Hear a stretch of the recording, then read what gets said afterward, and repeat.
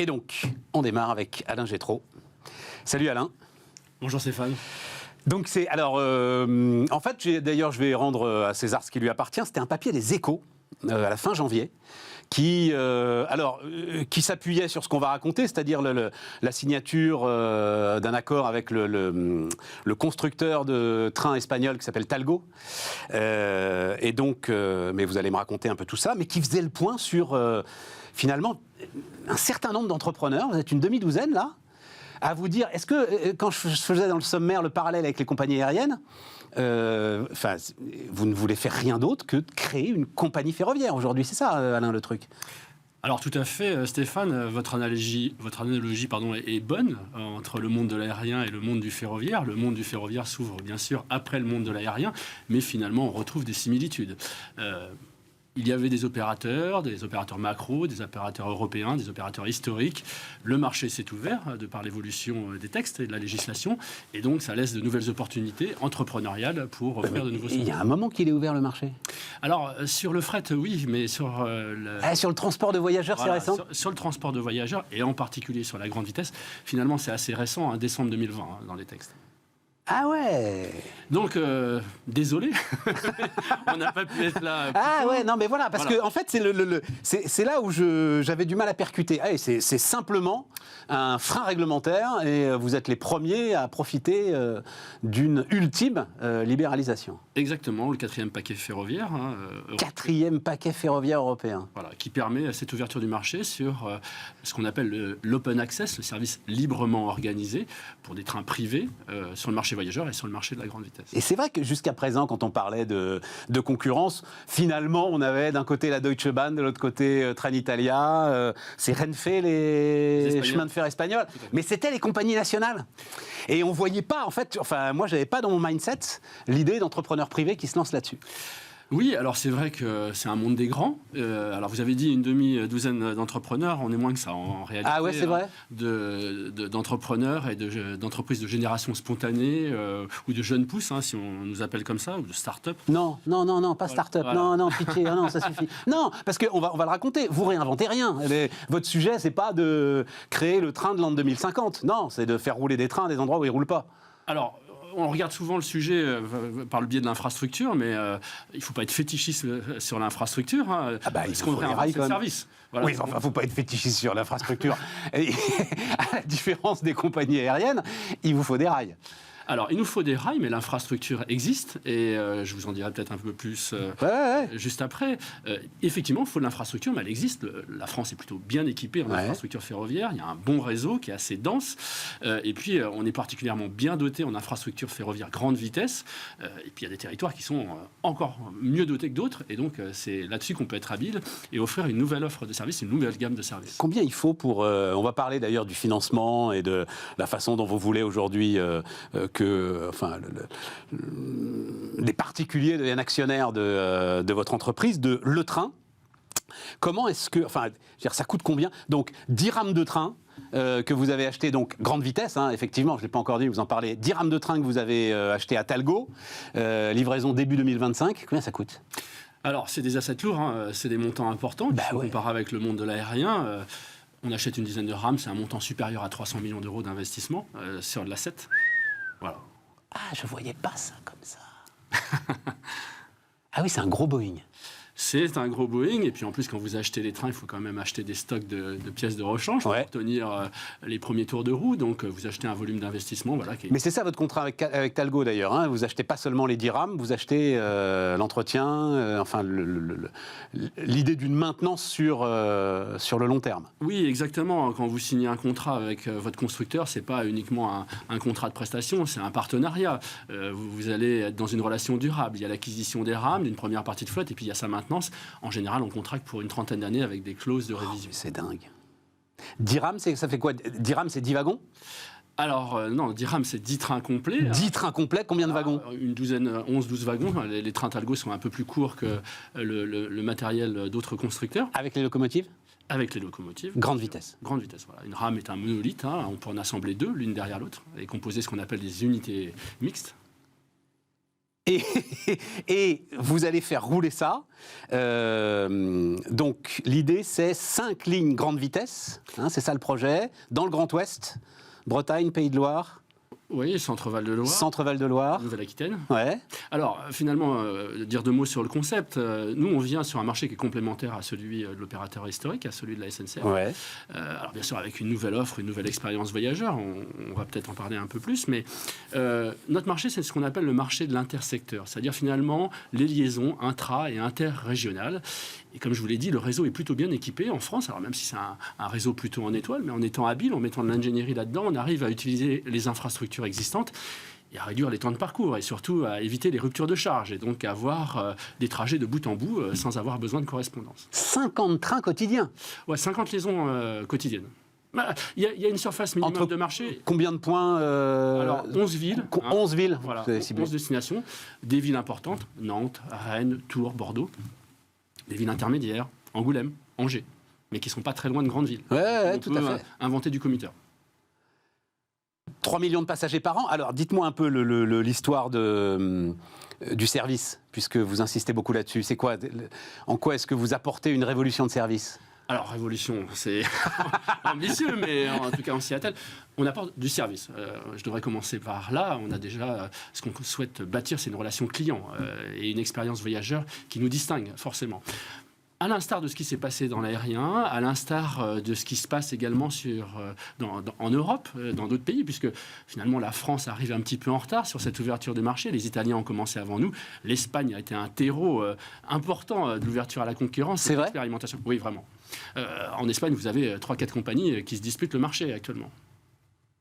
En plus de l'opérateur. Mais attention, Alain, parce qu'il ne dit pas à l'instar de ce qui s'est passé dans l'aérien. Ce qui s'est passé dans l'aérien, c'est l'émergence du low-cost.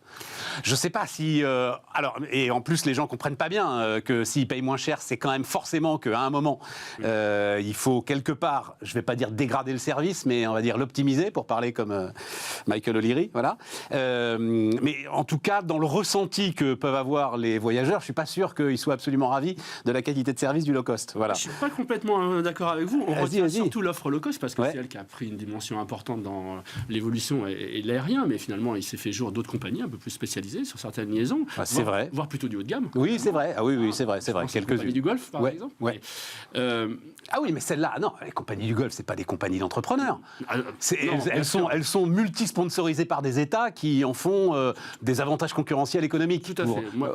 Non. Moi, je vous parle de service. Alors, nous, on n'est pas dans le low cost. Je préfère le dire. Ça ne veut pas dire qu'il n'y a pas de la place pour des acteurs low cost. Il y en a. La preuve, Ouigo est un acteur low cost. SNCF. Oui, mais ça aurait pu être un acteur privé. Et puis d'ailleurs, SNCF sera peut-être concurrencée sur ce marché du low cost. D'accord. D'ailleurs, la SNCF, je fais remarquer, ne se prive pas, au travers de Ouigo, d'aller concurrencer son homologue espagnol, la Renfe, qui elle-même a dû créer un acteur low cost pour venir en frontal sur ce marché du low cost. D'accord. Nous, notre positionnement, c'est pas celui-là. C'est une offre de service plutôt bien positionnée en termes de qualité de service, mais avec les prix les plus performants possibles. Nous, on joue sur la fréquence. C'est un paramètre important dans notre offre de service, et les temps de parcours, sans rupture de charge. Voilà. Et puis, bien sûr, des services complémentaires. Alors, je ne vais pas tout dévoiler aujourd'hui, parce qu'il faudra en regarder un peu pour le teasing, mais on embarque du vélo, par exemple. 40 places vélo dans le train, sans avoir besoin de le plier, sans avoir besoin de l'emballer. Tous les trains ? Tous les trains. Tous les trains et notre matériel. Parce que la SNCF aussi, elle vous dit qu'elle embarque les vélos, hein, mais il vaut mieux réserver 3 mois avant si vous êtes sûr d'avoir une place. Alors moi, je préfère le dire clairement, je ne suis pas là pour juger l'offre SNCF. Hein. Oui, mais alors c'est ça, c'est-à-dire que vous n'êtes pas... Parce que je me disais, l'autre logique qui m'intéressait, c'était les télécoms. Et où finalement, l'ouverture à la concurrence, Orange avait de tels coûts de structure, de tels frais de personnel, c'était tellement lourd que ça a été simplissime de défoncer Orange. Voilà, on va le dire comme ça, jusqu'à ce qu'ils se rétablissent et qu'ils réagissent. Et la SNCF, je pense que c'est un peu la même chose. C'est-à-dire qu'elle souffre endémiquement de coûts de structure qui sont colossaux, mais c'est pas là-dessus que vous allez vous battre. Vous n'allez pas vous battre sur les tarifs contre la SNCF. Alors, déjà, ce qui doit être assez simple, je pense, quand même. Alors, c'est pas si simple que ça, quand même, parce que ce qu'il faut retenir, c'est que contrairement au modèle de l'aérien, nos charges d'infrastructure sont très élevées. Nos charges d'infrastructure, c'est-à-dire la redevance de circulation sur le réseau, plus le toucher de quai en gare, etc., c'est environ 60% de notre structure de coût. 60 à 70%. Ah, d'accord. Ah, oui, dans l'aérien, c'est 7 à 13%. Donc, ouais. finalement, le modèle est complètement différent. Mais on va quand même se battre là-dessus. Et là encore, nous, c'est beaucoup plus facile. On réécrit l'histoire à partir de zéro. La SNCF, elle opère un service, elle vit avec son histoire. Donc forcément, on se bat aussi sur là où on peut se battre, c'est-à-dire sur nos coûts de structure et sur la performance de notre appareil de production. 300 millions d'euros, vous les avez ? Oui. Ouais, ah oui, vous les avez. Oui, bien sûr. Donc ça veut dire qu'il y a de gros investisseurs qui marchent avec vous et qui décident de tenter ce pari. Oui, alors je ne vais pas vous dire que c'est forcément facile et que c'est une promenade de santé, et c'est un chemin long, mais je pense qu'il n'y a aucune entreprise ou aucun entrepreneur qui ne fait pas un effort et qui ne doit pas se battre pour financer son entreprise. Non, mais qui démarre avec 300 millions d'euros de capex, il n'y en a pas beaucoup quand même. Oui, alors il faut plus que ça, Stéphane, parce qu'en fait, il faut de l'argent bien sûr pour l'asset, mais il faut de l'argent aussi pour le corporate. Nous, vous voyez ici, c'est à peu près 100 fois moins, quoi. Vous voyez, donc on est un peu plus tranquille. Ouais, alors il faut de l'argent sur l'asset, c'est ce que je veux dire, il faut aussi de l'argent sur le corporate, bien sûr. Bien sûr, il faut de l'ingénierie, il faut bâtir un programme commercial, industriel, il faut former, il faut recruter, il faut structurer une entreprise, donc il faut aussi quelques millions sur le corporate. Et il y a le personnel disponible, les conducteurs de train aujourd'hui, il y en a qui sont disponibles pour venir bosser avec vous ? Alors, il y en aurait, et on a énormément de demandes. D'ailleurs, on a énormément de demandes sur tous les métiers. Ah ouais ? Énormément de candidatures spontanées, et je peux que m'en féliciter. Ça veut dire que l'entreprise est attractive. Ça veut dire que ça fait sens. L'idée n'est pas de dépoiler si vous me pardonnez l'expression. La SNCF ? Alors, la SNCF, la filière. Ouais. L'idée, c'est de contribuer quand même à la filière. Bah, bien sûr. Il faut comprendre que il y a un effet d'induction, c'est-à-dire plus on sera nombreux, alors pas trop nombreux, mais plus il y aura un effet d'induction parce que plus d'offres, donc plus de gens qui voyagent en train, bien sûr, plus d'interactions entre les acteurs, et puis aussi un génie des correspondances, c'est-à-dire qu'il y a même des parcours qu'on n'aura sûrement pas imaginés, mais que le voyageur, lui, va imaginer. Et donc l'idée n'est pas du tout d'affaiblir ou d'amoindrir la filière, c'est plutôt de l'enrichir et donc de former le personnel. Donc nous, on s'est doté très tôt de l'appareil de formation, donc on forme notre personnel, on forme les conducteurs, qu'ils soient complètement novices ou qu'ils aient déjà une licence de conducteur. Vous les formez là, aujourd'hui, sachant que vos trains, ils rouleront en 2025, c'est ça, on est d'accord, hein. Les former, c'est déjà détenir l'appareil de production, consolider un noyau de conducteurs, ne serait-ce que pour en faire des moniteurs, former les gens sur simulateur, soit pour des compléments de formation, soit pour une formation initiale, et puis compléter sur du matériel roulant in vivo, quoi. C'est ça, 2025. Ouais. Alors 2025 avec du matériel neuf, vous ne m'avez pas posé la question. Bah si, mais puisque vous achetez 10 rames, heureusement que vous ne les achetez pas d'occasion. C'était une hypothèse. Ah ouais, bah oui, en le disant d'ailleurs, j'y ai pensé. Ouais. C'était une hypothèse et ça reste intelligent. Ça aurait été intelligent pour arriver plus vite sur le marché ou pour compléter le matériel neuf. Vous avez parlé de refit sur d'autres sujets, je vous ai entendu sur la filière hydrogène. Du refit dans le monde du ferroviaire, ça peut être intelligent. Donc c'est des sujets qu'on a travaillés. Bon, l'acquisition peut être un peu longue, un peu lourde, un peu compliquée. Confier son destin uniquement à du matériel d'occasion, on a préféré accélérer notre processus d'acquisition de matériel. Oui, et puis il y a un sujet de crédibilité. Enfin, forcément, il va y avoir... Forcément, enfin, c'est nouveau, quoi. Voilà. Donc, ouais. Je trouve l'aventure incroyable. Je vous le dis, très franchement, c'est pour ça que vous êtes là. Et c'est sûr que ceux qui vont monter dans le train, je pense que vos premiers clients, ça va largement les rassurer de voir que c'est du matériel neuf, quoi. Enfin, oui, alors du matériel neuf. Même si le train est extrêmement sûr comme moyen de transport. Tout à fait. Et puis, on serait passé par des phases industrielles de régénération, bien sûr, aménagement des espaces. Mais effectivement, un matériel neuf, il est fiable, il va durer longtemps. Et puis, il y a une expérience voyageur qui a été construite, qui a été bâtie pour un programme, pour une offre spécifique. Eh bien, écoutez, c'est formidable tout ça. Merci. Et par rapport à vos petits concurrents, par rapport à ceux qui se lancent en même temps que vous, il y a, même s'il ne se fait pas, vous n'êtes pas mis autour d'une table pour vous partager la carte de France, mais c'est dans des régions différentes finalement que les initiatives se lancent, ou cette région-là, Grand Ouest, comme vous le dites, qui est effectivement une région de forte attractivité, beaucoup de déplacements, etc., est particulièrement intéressante pour vous ? Alors, effectivement, ce n'est pas le hasard si on a démarré dans le Grand Ouest. Pour revenir aux autres projets, aux autres initiatives, elles sont moins sur des segments géographiques différents que plutôt sur des modèles ou sur des offres différentes. Par exemple, il peut y avoir des offres qui sont plus liées à du commuteur. Il peut y avoir des offres qui ne sont pas du tout grande vitesse et qui sont plus sur du service librement organisé, de l'open access. Ouais. plus sur une dimension régionale. C'est ça, exactement. D'équilibre du territoire, enfin, qui pourrait être assimilé à des trains d'équilibre du territoire. Sur la grande vitesse, j'ai envie de vous dire, nos principales concurrents, c'est plutôt les majors du marché en Europe, c'est-à-dire Trenitalia France, la Renfe, mais eux aussi, ils débutent. Enfin, ils arrivent à peine sur le marché. Si vous avez suivi l'aventure Trenitalia, ils ont mis longtemps à pénétrer le marché. Et puis Renfe a annoncé un début de service en France, mais enfin, les trains n'ont pas commencé à circuler aujourd'hui. Donc c'est une compétition, c'est une course. J'ai envie de vous dire, forcément, quand on est petit et qu'on vient de naître, c'est complexe. On n'a pas la même assise qu'un grand groupe, mais enfin, ça doit ni démotiver l'intention et ça ne nous rend pas moins bons ou forcément moins performants pour pénétrer le marché. Je pense même le contraire, si vous voulez. Mais donc... Nous aussi. Ça fait 20 ans que je pense le contraire. Nous aussi. Ouais.